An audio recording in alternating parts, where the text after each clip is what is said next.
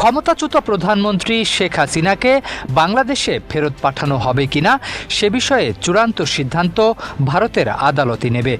সেক্ষেত্রে বেশ কিছু বিষয়কে সামনে আনা হয়েছে। এ বিষয়ে জানিয়েছেন ভারতের শীর্ষ সরকারি কর্মকর্তারা।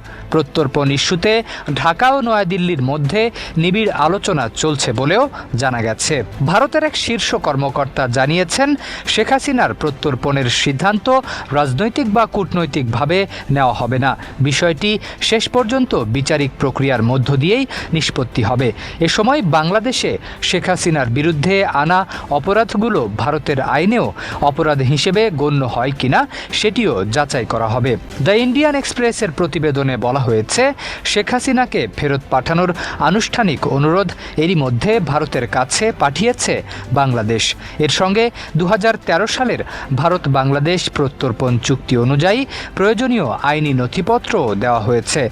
ভারতের পররাষ্ট্র মন্ত্রণালয়ও জানিয়েছে, শেখ হাসিনার প্রত্যর্পণের বিষয়টি প্রচলিত নিয়ম অনুযায়ী পর্যালোচনা করা হচ্ছে। এ বিষয়ে নতুন কোনো তথ্য পাওয়া গেলে তা জানানো হবে বলেও জানিয়েছে মন্ত্রণালয়। ভারতের 1962 সালের প্রত্যর্পণ আইনেও এ বিষয়ে বিস্তারিত বিধান রয়েছে। প্রত্যর্পণের অনুরোধ পাওয়ার পর ভারত সরকার প্রয়োজন মনে করলে একজন অনুসন্ধানী ম্যাজিস্ট্রেট নিয়োগ করতে পারে।